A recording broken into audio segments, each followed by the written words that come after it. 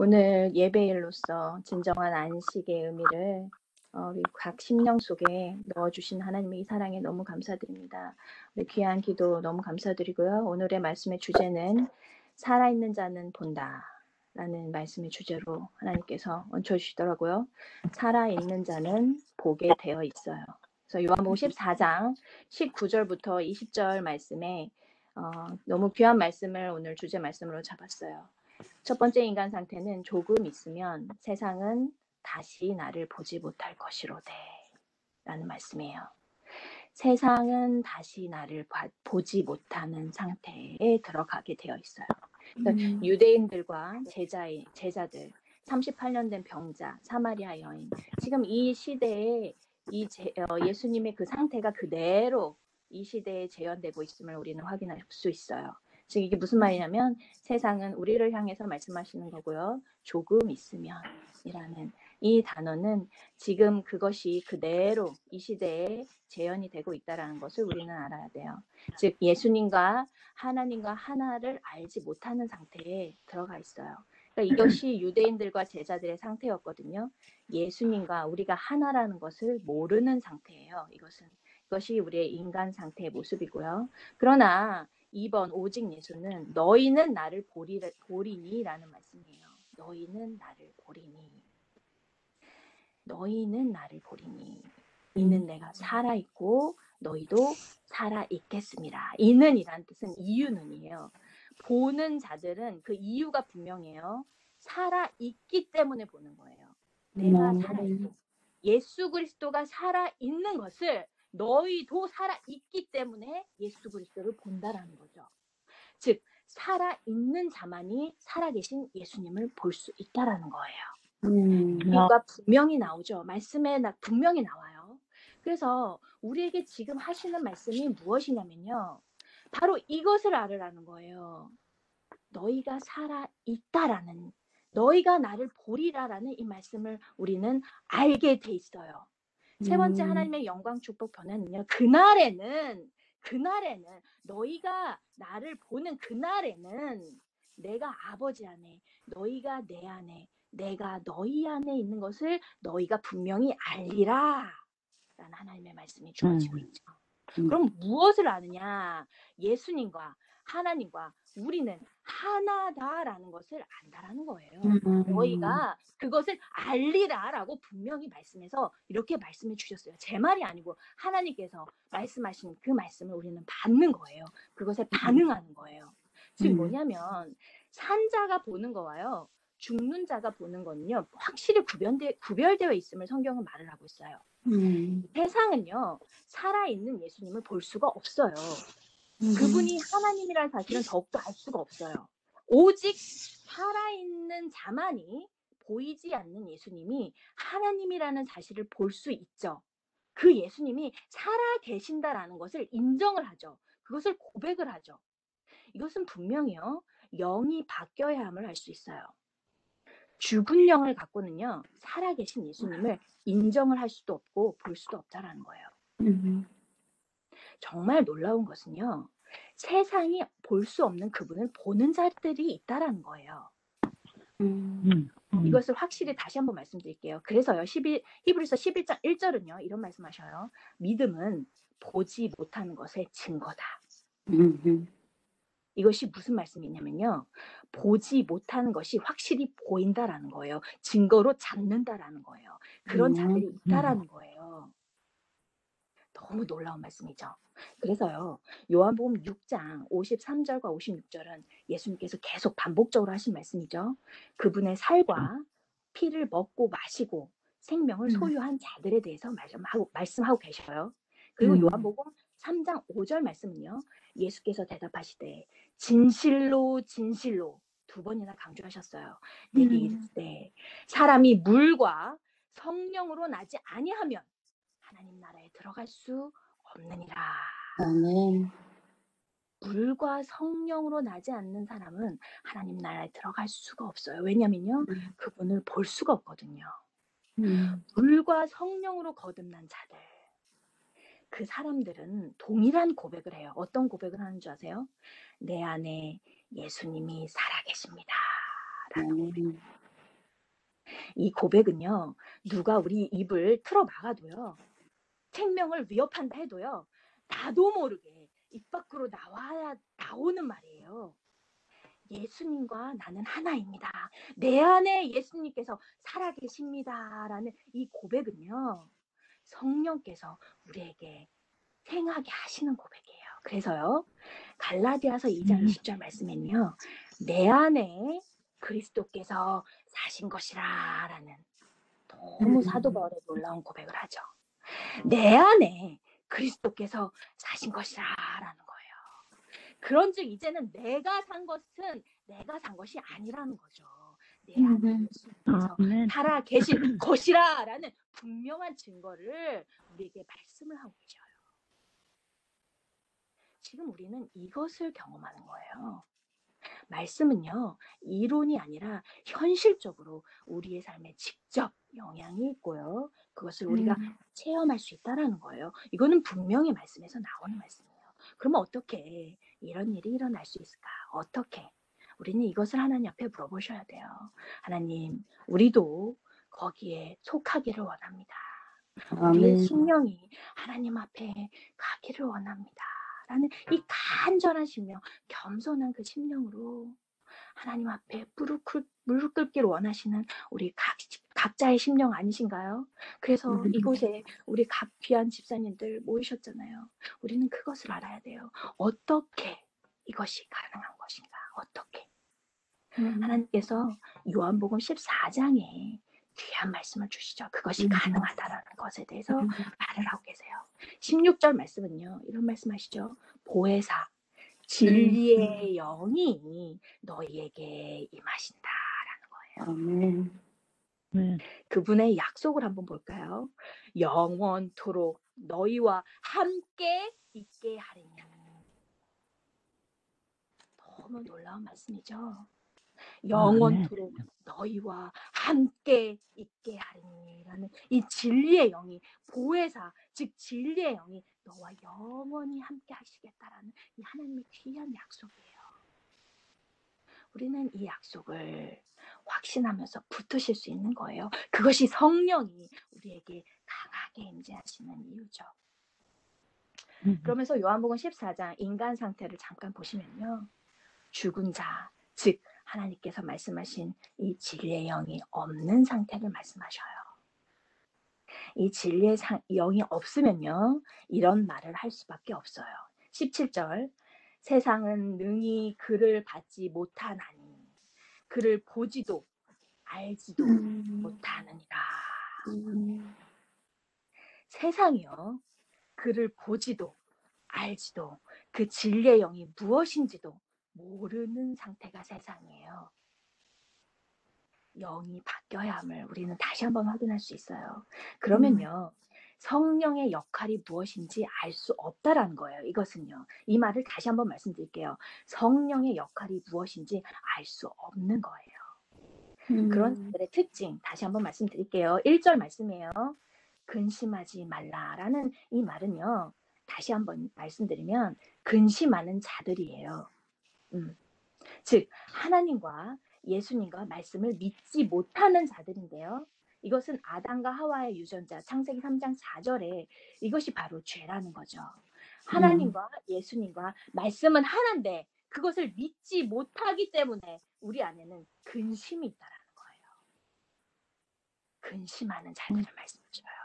그것이 진리의 영이 없는 인간의 죽은 상태예요.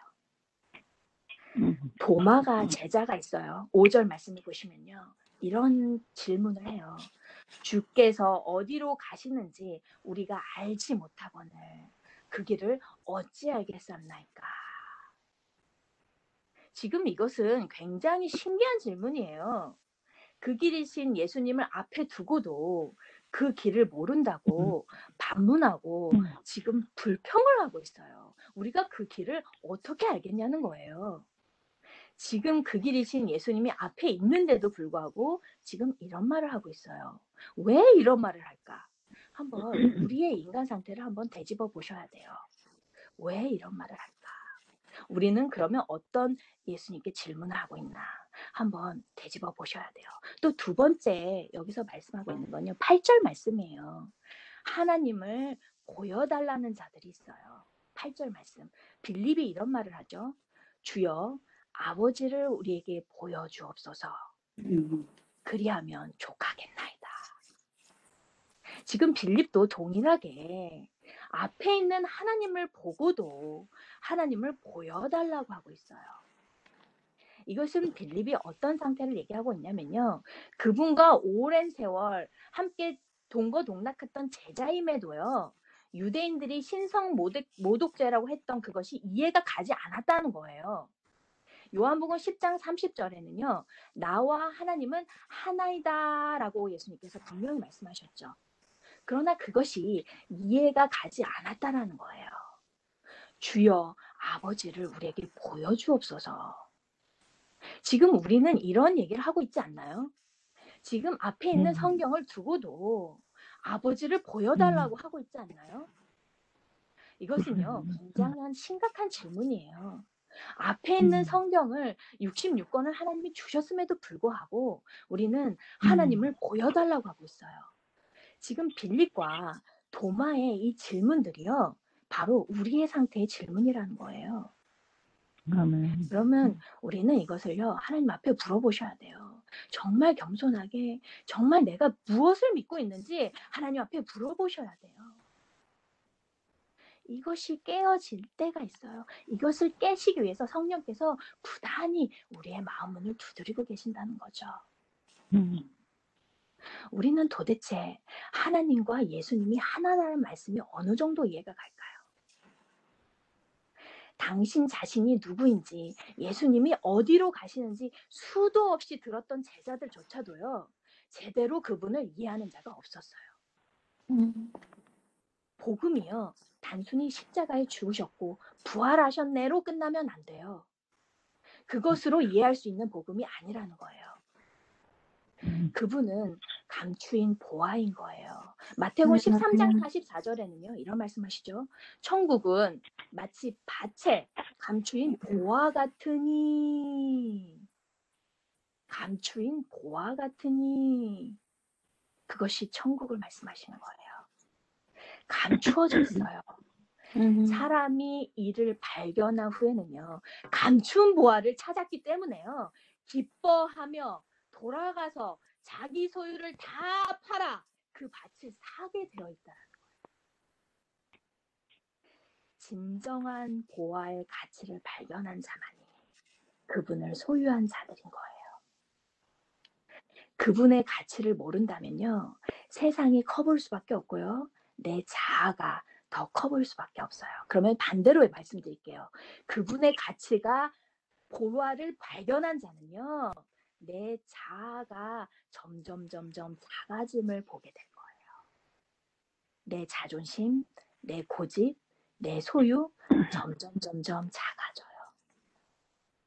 내 자아가 여전히 커 보인다면 나의 근심, 내가 보여지는 어떤 것들이 더 커 보인다면 이 제자들의 마음에는요. 근심이 있었다는 거예요. 두려움. 그것이 앞에 계신 예수님보다 더 커 보였다는 거거든요. 그래서 앞에 있는 진리를, 그 말씀을 발견할 수 없었던 거예요.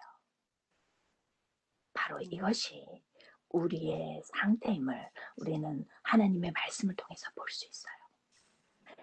성령의 호소에 무릎을 꿇게 하는 역사를 경험하셔야 돼요.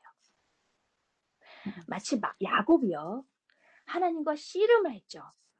창세기 32장을 보시면요. 창세기 3장 32절에요. 야곱이 하나님과 씨름하는 장면이 나와요. 그에게 가장 중요한 환도표를 부러뜨리시거든요. 이 환도표가 부러진다는 건요. 유목민에게 가장 중요한 환도표가 부러진 거예요. 가장 중요한 것을 하나님은 부러뜨리셔요. 왜 그러실까요? 왜 그 환도표를 부러뜨리실까요? 바로 그 환도표는요. 우리 자아예요. 우리 자아를 하나님은 성령을 통해서 부러뜨리시기를 원하셔요. 왜 그러실까요? 그 하나님의 놀라운 뜻은요. 25절, 28절 말씀에 창세기 32장 25절, 28절 말씀에 나와요. 야곱이 아닌 이스라엘로 불려지는 역사를 일으키시는 거예요. 환도뼈를 부러뜨리시면서요. 내 자아를 하나님 앞에 굴복시키시면서 그 사랑이 우리의 자아가 없어지면서요. 이스라엘로 불려지는 역사가 나타나요. 이것은요. 다시 태어나는 거예요. 다시 태어나는 거. 지금 이것을 하나님께서 우리의 각 심령 속에 지금 넣어주시고 계시는 거예요. 우리는 지금 이 시점에 오늘 하루 누가 더 커 보이시나요? 그분의 말씀인가요? 여전히 내 자신의 감정인가요? 나의 이 근심 때문에 이 귀한 말씀이 들림에도 불구하고 여전히 무시하면서 살고 있지 않은 것인가요? 저는 이 질문을 하나님 앞에 매일매일 물어봐요. 하나님의 이 귀한 말씀이 들림에도 불구하고 나의 이 감정 때문에 하나님을 무시하진 않나요? 하나님은 또 이렇게 말씀하셔요. 네 마음에 있는 거 다 내려놔라. 다 내려놔. 다 내려놔라. 내가 하는 것이 아니다라는 거죠. 그 다 내려놔라. 환도뼈를 부러뜨리시면서 하나님의 이스라엘로 불려지는 이 하나님의 주의 백성들로 거듭나게 하시는 그 역사. 그 역사는요. 성령이 자꾸 우리에게 호소하시는 거예요. 우리 예수님에게는요. 포기란 없어요. 자식을 포기하는 부모는 없어요. 하나님에게는요. 지금 우리의 이 심령을 우리 집사님들요. 절대 포기 안 하시죠. 하나님에게는요. 포기란 없으세요. 그래서요. 이렇게 못 알아듣는 우리에게도요. 여전히 그 사랑의 음성으로 말씀하신다는 거예요. 그래서 우리 예수님 어떻게 말씀하시죠? 그 진리의 영께서 우리에게 어떻게 말씀하시죠? 요한복음 14장 6절 말씀이에요. 중요한 말씀이기 때문에요. 우리 요한복음 14장 6절 우리 어떤 집사님께서 한번 읽어주실래요? 요한복음 14장 6절이에요. 예수께서 가라사대 내가 곧 길이요 진리요 생명이니 나로 말미암지 않고는 아버지께로 올 자가 없느니라. 아멘. 아멘. 내가 곧 길이요 진리요 생명이니 나로 말미암지 않고는 아버지께로 올 자가 없느니라. 지금 제자들도요, 이 유대인도요, 몰랐던 것이 바로 이 말씀이라는 거예요. 내가 곧 길이요 진리요 생명이니 나를 통하지 않고서는 아버지께로 갈 자가 없느니라. 아멘. 지금 예수님과 하나님과 하나라는 이것을 이해를 못했다는 건요. 지금 요한복음 14장 6절 이 말씀을 이해를 못하는 장면이에요. 그래서 이 말씀을 들려줬음에도 불구하고 제자들은 그렇게 반응을 했던 거예요. 그럼 우리는 이 말씀을 어느 정도 이해하고 있는지, 내가 곧 길이요 진리요 생명이라 이 감추인 보화를요 우리 안에 어느 정도 이해를 하고 간직하고 있는지 하나님 앞에 또 겸손하게 물어보시는 시간이 갖기를 소망합니다. 빌립을 향해서요. 성령의 호소는 어떻게 듣느냐면요. 빌립아 9절 말씀이에요. 내가 이렇게 오래 너희와 함께 있으되 내가 나를 알지 못하느냐. 내가 이렇게 너희와 오래 함께 있지 않았느냐. 빌립을 향한 성령의 호소는요. 내가 너희와 함께 했다라는 거죠. 우리 집사님의 모태부터 조성하신 하나님께서 지금 너희와 함께 했다라는 이 성령의 호소를 들으셔야 돼요. 17절 말씀은요. 그러나 너희는 그를 아나니 그는 너희와 함께 거하시며 또 너희 속에 계시겠음이니라. 너희는 그를 안다라는 거죠. 음. 그는 너희와 함께 거하셨고 또 너희 속에 계시겠음이니라 라는 이 요한복음 17절의 말씀, 14장 17절 말씀, 이 말씀을 또 성령의 호소를 우리는 받으셔야 돼요. 19절 말씀은요.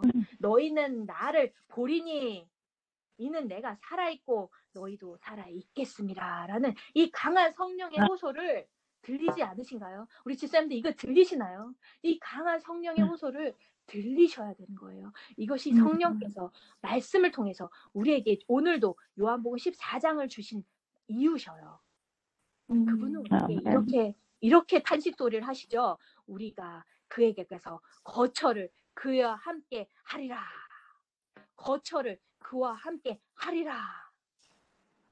우리의 생각과 마음을 주장하시면서 그것을 원하시는 하나님의 간절한 소망, 하나님의 그 눈물 어린 소망, 하나님의 그 사랑의 마음을 성령을 통해서 들으셔야 돼요. 그것이 성령이 말할 수 없는 탄식 소리로 지금도 기도하고 계시는 그것이에요. 여기서 우리는 성령과 예수님의 영과 하나님의 영이 하나라는 것을 알 수 있죠. 근심하는 우리를 향해서 그분의 사랑은 여전히 말씀을 통해서 다가오고 계세요. 무엇이라고 말씀하시나요? 무엇이라고? 우리의 정체성을 다시 한번 확인하시죠. 확인시켜 주세요. 지금 우리 집사님들이요. 얼마나 귀하신 분인지 저는요. 말씀을 보면 볼수록요. 우리 집사님들이 얼마나 귀하신 분인지 제가 귀하다고 하는 말은요. 그냥 하는 말이 아니에요. 정말 귀하신 분들이에요. 그거는요. 하나님 안에서의 정체성을 확인하시면요. 우리 자신이 얼마나 하나님 앞에 귀한 존재인지 발견하실 거예요. 제가 다시 한번 그 정체성을 말씀드릴게요. 고린도전서 3장 16절 말씀에는요. 너는 하나님의 성전이다라는 거예요. 내가 하나님의 성령인 것과 하나님의 성전인 것과 하나님의 성령이 너희 안에 거하시는 것을 알지 못하느냐. 하나님의 성령이 너희 안에 거하시는 것을 알지 못하느냐. 하나님의 성전인 것과 우리 집사님들의 정체성은요. 하나님의 영이 거하시는 아까 말씀드렸죠. 우리가 그에게 가서 거처를 그와 함께 하리라 라는 이 예수님의 말씀은요. 진짜 우리의 삶에서 이루어지는 말씀이에요. 거처를 그와 함께 하겠다라는 거죠. 그래서 고린도서 3장 16절에는요. 다시 한번 그 말이 나오는 거예요. 하나님의 성전인 것과 하나님의 성령이 너희 안에 거하시는 것을 알지 못하느냐. 이 강한 성령의 호소를 우리는 들을 수 있어요. 말씀을 통해서 반드시 들을 수 있어요. 그것이 살아있는 자의 특권이에요. 두 번째요. 그러면 살아있는 자들이 갖는 걸 말씀드릴게요. 에베소서 6장 16절 말씀. 믿음의 방패를 가져요. 이 믿음의 방패는요. 악한 자의 불화살을 소멸하고 그것이 너에게 있다라는 것을 분명히 말씀하셔요. 믿음의 방패. 에베소서 6장 16절이에요. 믿음의 방패를 가지려. 악한 자의 불화살을 소멸하는 거예요. 이것이 믿음의 방패로 하나님이 우리에게 주신 거예요. 그리고 에베소 6장 17절 말씀은요. 구원의 투구를 가져요. 이 구원의 투구는요. 우리가 구원의 투구를 쓰죠. 머리에 쓰는 거예요. 그 다음에 성령의 검 곧 하나님의 말씀을 가지라라는 말씀하셔요. 지금 우리가 보고 있는 이 성경은요. 하나님의 말씀이죠. 그것이 성령의 검으로 휘둘릴 수 있는 거예요. 사단을요. 우리는 물리칠 수 있는 거예요. 왜요? 하나님이 우리에게 다 주셨어요. 하나님이 우리에게 안 주신 게 없어요. 지금 하나님이 우리에게 안 주신 게 없어요. 말씀 주셨죠. 성령 주셨죠. 구원의 투구 주셨죠. 믿음의 방패 주셨죠. 지금 에베소서 6장을 묵상하시면요. 정말 어마어마한 것을 하나님이 우리에게 주셨어요. 그것이 너의 정체성이라는 거예요. 지금 이것을요. 우리는 말씀을 통해서 분명히 볼 수 있어요. 하나님이 그러면요. 우리를 부르신 이유가 나와요. 하나님이 우리를 왜 부르셨느냐. 데살로니가 전서 4장 7절 8절 말씀을 보면요. 거룩한 삶을 위해서 부르셨어요. 홀리 라이프예요. 홀리 라이프. 거룩한 삶을 위해서 부르셨어요. 근데 이것을 저버리는 자는 사람을 저버림이 아니에요. 이 홀리 라이프를 주셨는데요. 그것을 저버리는 자가 성령을 소멸하는 자들이 있어요. 성령을 소멸치 말라 그러셨죠. 그러나 성령을 소멸하는 자들이 있어요. 그런데요, 이 성령을 소멸한다는 건요, 사람을 저버림이 아니고 성령을 주신 하나님을 저버린다고 하셔요. 그러면 이 성령이 어디서 왔느냐? 이 만물의 주인이신 하나님으로부터 왔다는 거예요. 그것을 하나님을 저버린다라는 이 말로 우리는 알 수 있어요. 성령을 저버린다면 하나님을 저버리는 거예요. 우리가 매일매일 들려주시는 이 성령의 음성을, 성령을 소멸치 말라라는 이 말씀을 다시 한번 묵상해 보시면요. 그것이 하나님을 저버린다라는 거예요.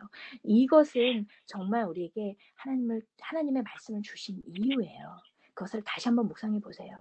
왜 이것을 주셨을까? 분명히 나와요. 왜 이것을 주셨을까요? 한번 생각해 보세요. 왜 이것을 주셨을까?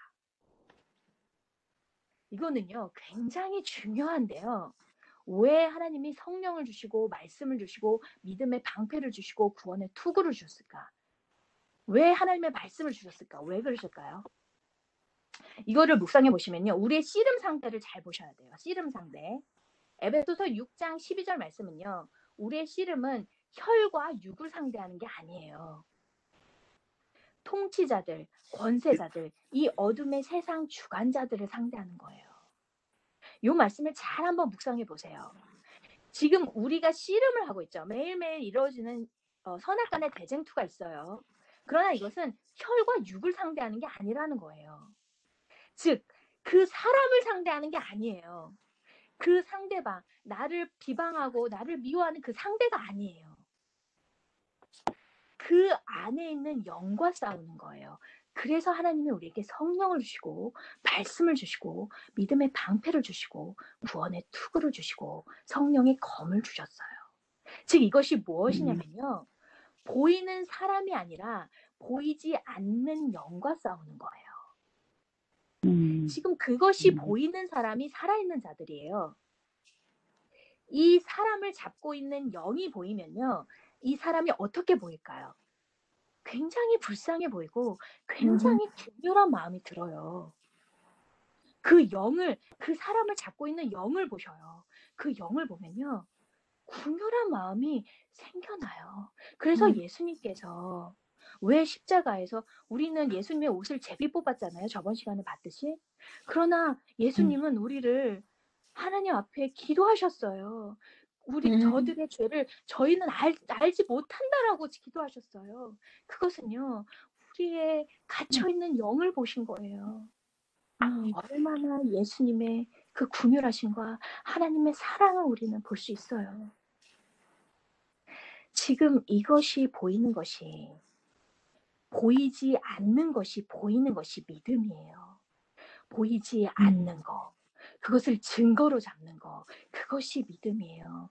보이지 않는 예수님이 보이는 거. 보이지 않는 영의 세계가 보이는 거. 그것이 믿음이에요. 그럼 그것을 보는 자들은 어떤 변화가 있느냐면요. 3번 하나님의 영광, 축복, 변화. 산자의 영을 가진 자들. 진리의 영이 있는 자들. 다시 한번 확인해 드릴게요. 성령의 역할이 무엇인지 아는 자들이에요. 26절 말씀을 보시면요. 아버지께서 내 이름으로 보내실 성령을 말씀하고 계셔요. 이 성령의 역할 다시 한번 예수님께서 짚어주시죠. 그가 너희에게 모든 것을 가르치시고 내가 너희에게 말한 모든 것을 생각나게 하리라라는 거예요. 이 귀한 말씀을 다시 한번 묵상해 보실게요. 성령의 역할은요. 가르친다는 거예요. 그리고 생각나게 하셔요. 그러면요. 말씀이 삶이 되는 사람들이 나타나요. 이게 무슨 말이냐면요. 하나님의 영이 그들에게 가르치고 떠오르게 하셔요. 이거는요. 실제적으로 우리의 삶에 일어나는 경험이에요. 분노가 막 차올라요. 내가 머릿속에 안 하려고 하지만 죄에 대한 마음이 떠오를 때가 있어요. 죄를 짓고 싶은 건 아니지만 그런 막 나도 주체할 수 없는 그런 분노의 감정이나 그런 것들이 나에게 막 밀려올 때가 있어요. 이 말씀이 머리에 떠오르거든요. 제가 이 경험을 말씀드리면요. 저도 아이 셋을 키우니까 저도 모르게요. 이런 말이 나오더라고요. 시끄러워 이러더라고요. 아이 셋이 얼마나 시끄러우면 저도 모르게 시끄러워 이런 말이 나와요. 근데 성령께서 저에게 어떤 말씀을 주시냐면요. 잠언 4장 23절을 딱 떠오르게 하세요. 그러면서 그런 말씀이시죠. 마음을 대해서 말씀하시거든요. 잠언 4장 23절에 무릇 지킬 만한 것보다 내 마음을 지켜라. 생명의 근원이 이에서 남이니라 라는 이 말씀을 저에게 딱 떠오르세요. 제가 그래서 집사님들에게 말씀을 왜 암송을 하려 하시냐면요. 성령께서 어떻게 우리에게 말씀을 하시냐면요. 말씀을 떠오르게 하셔요. 외웠던 말씀을 우리에게 떠오르게 하셔요. 그것은요. 성령이 하나님의 영이 우리 안에서 가르치시는 거예요. 생각나게 하시는 거예요. 그래서 저도 이런 경험을 하기 때문에 말씀드리는 거예요. 그 다음에 두 번째는 남의 믿음을 주관하려 할 때가 있어요. 제가 하나님의 말씀을 전달한다고 하면서 남의 믿음을 자꾸 주관하려 하더라고요. 정말 너무 이게 사단의 마음인데요. 그럴 때 하나님이 저에게 무슨 말씀을 주시냐면요. 고린도후서 1장 24절 말씀에는요. 이런 말씀을 하나님이 저한테 떠오르게 하시는 거예요. 믿음을 주관하는 자가 아니요 기쁨을 주장하는 자, 기쁨을 주는 자라는 말씀을 저에게 주셔요. 너는 믿음을 주관하는 자가 아니야 라는 거예요. 너무 놀라운 말씀을 저희가 들으면서요.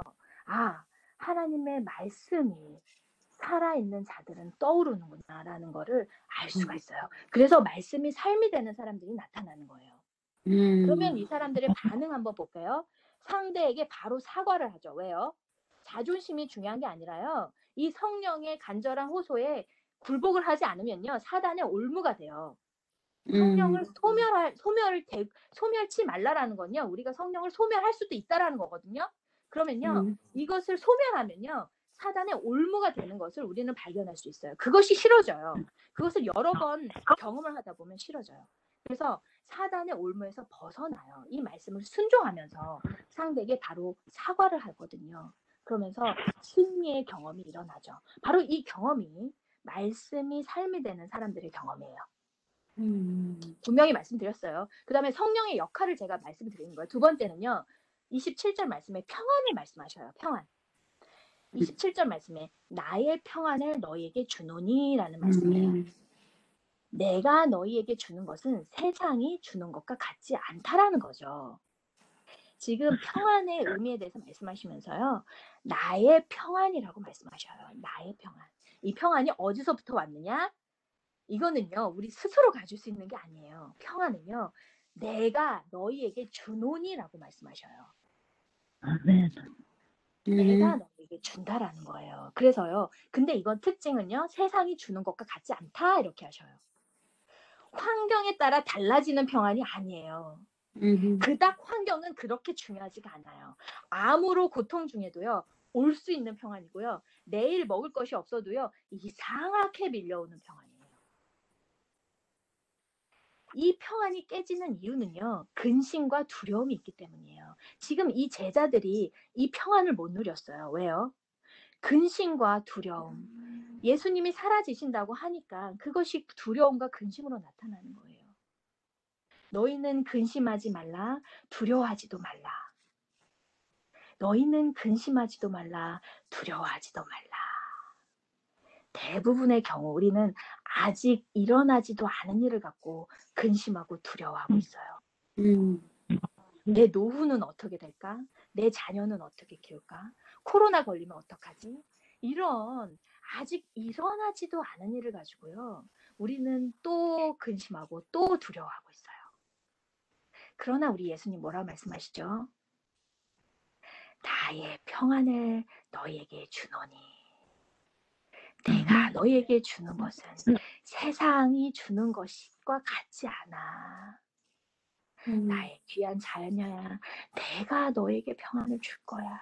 그 근심과 두려움에서 벗어날 수 있는 평안을 너희에게 준다라고 하나님이 말씀하고 계시죠. 네 노후 걱정하지 마. 네 자녀 걱정하지 마. 코로나 걱정하지 마. 내가 너에게 평안을 줄 거고 내가 너에게 함께 한다라고 말씀하고 계시죠. 이미 예수님은요, 제자들의 이런 인간 상태, 우리의 인간 상태 다 알고 계셔요. 성령이 없이는 근심과 두려움에서 벗어날 수 없는 것을 알고 계셔요. 그래서 아멘. 나의 평안을 너에게 준다. 그것은 이 세상이 줄 수 없는, 돈으로 살 수 없는 어떠한 환경도 너를 주장할 수 없는 평안이다 라고 말씀하고 계시죠. 세 번째는요, 기쁨에 대해서 말씀하셔요. 기쁨. 우리 집사님들이 가지는 기쁨이 있어요. 28절 말씀이에요. 내가 갔다가 너희에게 온다고 한 말을 듣고 반응하셔요. 기뻐하였으리라 라는 거예요. 기뻐하였으리라. 이유는요, 아버지는 나보다 크심이라. 28절 말씀이에요. 눈 쫓아오셔야 돼요. 내가 갔다가 너에게 온다는 말을 듣고 기뻐해요. 기쁨이 너에게 있다는 거죠. 만물의 주인을 아버지로 둔 자에, 우리 주의 백성, 우리 집사님들, 절대 고아가 아니죠. 고아가 아니다라고 말씀하셔요. 18절 말씀이에요. 고아와 같이 버려두지 아니하고 너희에게 오리라라는 거예요. 오리라. 고아와 같이 버려두지 아니하고 너에게 오리라. 예수님께서요, 승천하시는 이유에 대해서 분명히 말씀하셔요. 그것이 너에게 유익이라고 하셔요. 왜 그러냐면요, 예수님께서 승천하시면서 보혜사, 진리의 영을 너에게 보내겠다 말씀하시거든요. 그것은요, 우리가 고아가 아니다라는 거예요. 성령께서 우리와 함께 하시고 하나님의 영이, 예수님의 그 영이 우리와 함께 하시기 때문에 우리는 고아가 아니에요. 그 하나님은요, 그 예수님 다시 우리에게 오신다는 거예요. 그래서 고아가 아니다라고 말씀하시는 거예요. 우리에게는요, 아버지가 있어요. 그 아버지가 보이시나요? 그 만물의 주인이신 빛을, 하나님의 말씀으로 빛을 창조하신 그분이 보이시나요, 우리 집사님들? 이 보이면요, 당연히 기쁨이 샘솟을밖에 없어요. 당연히 기쁨의 연속일 수밖에 없어요. 당연히 평안이 내 안에 있을 수밖에 없어요. 보이지 않는 그분을 보는 거예요. 그것이 믿음이에요. 그래서 로마서 8장 18절은요, 이런 말씀하셔요. 지금 현재의 고난은 장차 우리에게 나타날 영광과 비교할 수 없도다 라는 거예요. 우리에게 나타날 영광이 있어요. 지금 현재의 고난은요, 아무것도 아니에요. 그 영광과요, 비교할 수 없도다라고 하셔요. 기뻐하는 삶이 장차 나타날 그 영광을 보여진다는, 그래서 기쁜 거예요. 스데반이요, 돌에 맞으면서 기뻐할 수 있는 이유. 히브리서 11장 35절 말씀은요, 더 좋은 부활을 얻고자 하여 심한 고문을 받되 구차히 풀려나기를 원하지 않는 자들이 있어요. 심한 고문을 받고 있는데도 구차히 거기서 풀려나기를 원하지 않아요. 스데반도요, 돌에 맞으면서도 기뻐했어요. 스데반은 도대체 무엇을 보았을까요? 그럼 이 믿음의 이 선진들은 무엇을 보았을까요? 우리는 그것을 보는 거예요. 이 무엇을 보았을까요? 바로 로마서 8장 18절을 봤던 거예요. 우리에게 나타날 영광. 그 아버지의 영이 함께 하시기 때문에 기뻐하는 삶이 당연히 우리 안에 연속적으로 나타날 수밖에 없어요. 바로 그것을, 보이지 않는 그것을 믿음을 통해서 보는 거예요. 그것이 믿음이에요. 그래서 도마와 빌립의 번항, 아까 도마와 빌립의 상태는 예수님을 보지 못하는 상태에 있었죠. 이 상태, 제자들의 상태, 이 상태가 어떻게 변했나, 이것을 보셔야 돼요. 이것만 보고 마칠게요. 도마의 변화는 요한복음 11장, 다시 한번 예수님께서 부활하시면서 도마에게 나타나시죠. 예수님께서 도마에게 나타나신 이유가 있어요. 그것을 요한복음 21장을 다루면서 제가 다시 한번 말씀드릴게요. 지금 도마와 빌립, 오순절 성령 강림을 받으시면서 사도행전 1장 13절, 사도행전 2장 1절부터 4절 오순절에 성령 강림을 받으면서 도마와 빌립의 삶의 변화가 너무 확실히 나타나죠. 사도행전 8장 35절 37절 말씀에는요, 빌립의 변화는 예수 그리스도가 하나님의 아들이심을 믿노라라고 말씀하셔요. 그 다음에 복음을 전하니라는 표현을 쓰고 있거든요. 예수님이 계실 때 하나님을 보여달랬던 그 빌립이요, 지금 예수님을 믿노라. 예수가 하나님의 아들이심을 믿노라. 이거는요. 예수가 하나님이신 걸 믿노라라는 거예요. 이것이 우리의 삶에 가능한가? 가능하죠. 베드로전서 1장 8절 9절 말씀에 분명히 말씀하시죠. 보이지 않는 예수를 너희는 사랑하는도다. 말할 수 없는 영광스러운 즐거움이 너에게 있다. 그것이 믿음의 결국 곧 구원을 받으리라 라는 말씀을 하나님이 우리에게 주시죠. 우리의 삶에 가능하다는 것을 말씀하셔요. 우리를 향한 우리 아버지의 마음, 자식을 어느 정도까지 생각하실까요? 지금 우리 집사님들을 어느 정도까지 하나님이 생각하고 계실까요? 요한복음 14장 12절 말씀 다시 한번 진실로 진실로 너에게 이르노니 나를 믿는 자는 한번 집사님 읽어주시겠어요? 요한복음 14장 12절이요. 10절이 나는 아버지 12절이요. 안에 있고 14장 10절이요? 12절이요. 12절 내가 진실로 진실로 너희에게 이르노니 나를 믿는 자는 나의 하는 일을 저도 할 것이요 또한 이보다 큰 것도 하리니 이는 내가 아버지께로 감이니라. 아멘. 이보다 더 큰 것도 하시겠다. 내가 하는 일을 그도 한다. 이는 내가 아버지께로 감이라. 이게 무슨 말인가요? 이유는 내가 아버지께로 간다. 아버지께로 가면서 우리에게 오는 게 뭔가요? 성령을 말씀하시는 거예요.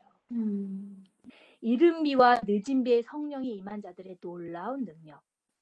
우리의 삶에서 경험되는 것이고 성령을 통해 감추인 보아 예수님을 믿는 자들의 능력이 우리의 삶에 보여지는 지금 그것을 말씀하고 계셔요. 그런 자들은요. 예수님이 하셨던 것뿐만이 아니라 그보다 더 큰 일을 하신다. 큰 일을 한다고 말씀하고 계셔요. 그것을 강조하고 계셔요. 진실로 진실로. 지금 우리 집사님들을 향한 하나님의 이 놀라운 계획과 사랑과 이것이 보이시죠? 그것을 우리는 성령을 통해서 지금 요한복음 14장을 통해서 우리는 분명히 확인할 수 있는 거예요. 지금 이른 비와 늦은 비를 부어주시는 이 하나님의 놀라운 능력. 우리는 오늘도 이 성령의 능력을 경험하시는 우리 귀한 집사님들 한 분 한 분 되시기를 소망하면서요. 마칠게요.